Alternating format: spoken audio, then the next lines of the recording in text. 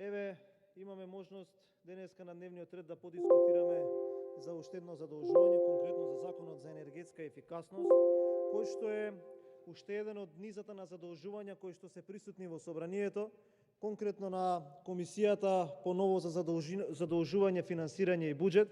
Дозволете ми да направам една кратка ретроспектива на сите оние задолжувања кои што се присутни или во најбрз можен рок ќе дојдат во собранието. Тоа е овој Закон за енергетска ефикасност од 25 милиони евра, Законот за основно образование од 21,5 милиони евра, Законот за брз автобуски превоз 70 милиони евра, земјоделие 50 милиони евра, имаме 700 милиони евра обврзница која што се задолживме, 300 милиони евра во наредниот период во домашниот пазар, 80 милиони од Европската комисија, 82 милиона плюс за некои така наречени проекти и она спорно, јас би рекол, пилот предлог задолжување од 500 милиони евра за клиничкиот центар. Пред 3 месеци тука разговаравме за новиот буџет за 2021 година и ние укажувавме дека вака ќе иде галопирачки задолжувањето, нас не убедува, не, еве 5 годишна рамка, еве оваа 3 годишна рамка, но сепак тоа не било така. На 5 март беше светскиот ден за енергетската ефикасност, па можевме да видиме една плејада на владини настани, веројатно по координирана насока, сите општини, барем оние кои што имаат некој проект, да излезат и да се пофалат што имаат сработено од енергетска ефикасност. Почитувана јавност, само да ви појаснам, ова е заем од 25 милиони евра кој што има 3 компоненти и кој што не се сите 25 милиони евра за енергетска ефикасност, туку првата компонента е од 18 милиони евра, односно 10,5 милиони евра каде што ќе можат општините да аплицираат со проекти, 5 милиони евра, замислете, за 36 здравствени домови за примарна заштита и еден институт за физикална терапија, и имате 2,5 милиони вака за техничка поддршка и плюс 2 компоненти од во прилика 7 милиони евра за оној фонд за енергетска ефикасност. 10,5 милиони евра од 25 ќе треба да делат 80 општини и еден град, околу 980 основни училишта, еве за средни нема да кажам, и 2441 објект согласно податоците на Министерството за економија, кој што ќе има можност да аплицира за ваков за принос од овие 10,5 милиони евра.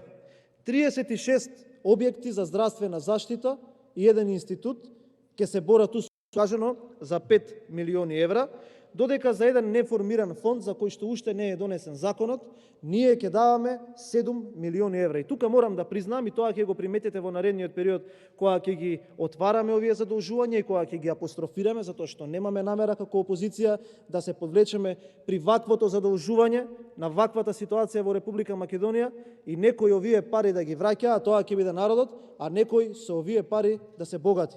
Она кое што сакам да го истакнам, дека имаат смислено овие од владата еден добар начин за овие пари да завршат во нивните џебови, а тоа ви е институционална тавтологија, каде што голем дел од овие средства, од овие 25 милиони евра, јас ќе речам половина, ќе отидат во обуки, во обучувања, во доопремување на кадар, во припремање, во семинари и само таму, а нема да отидат таму каде што се напотребни.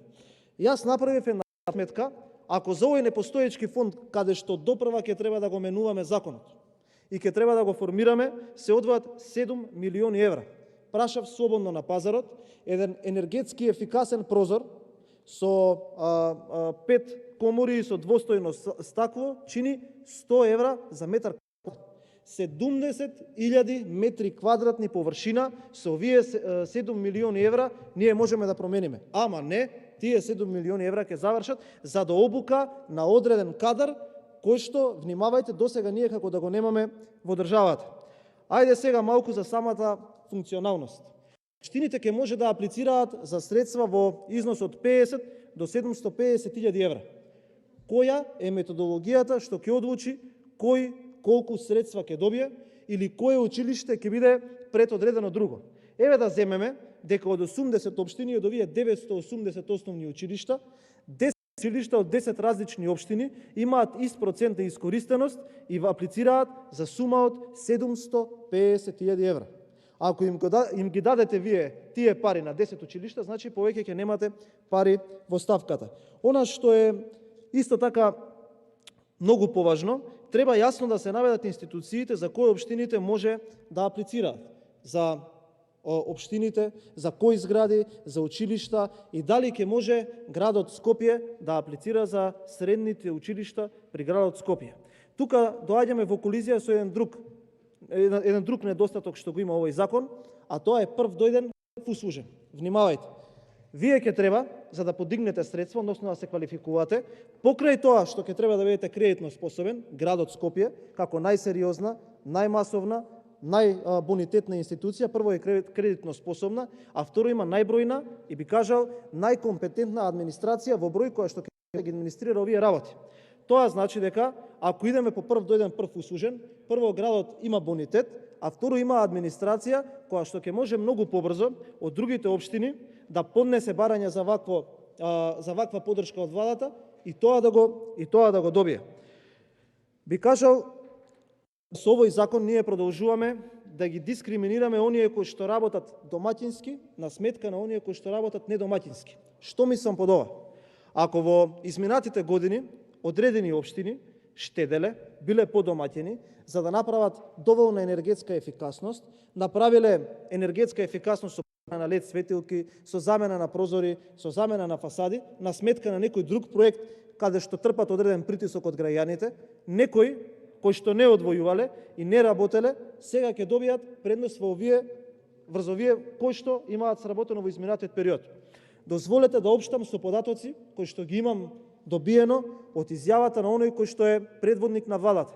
На 5 март имаше настан во општината Карпош, каде што кажа дека општината Карпош е пример во Република Македонија како треба да изгледа енергетски ефикасна општина, односно општина која што се има завршено задачата и јавните објекти ги има направено комплетно енергетски ефикасно.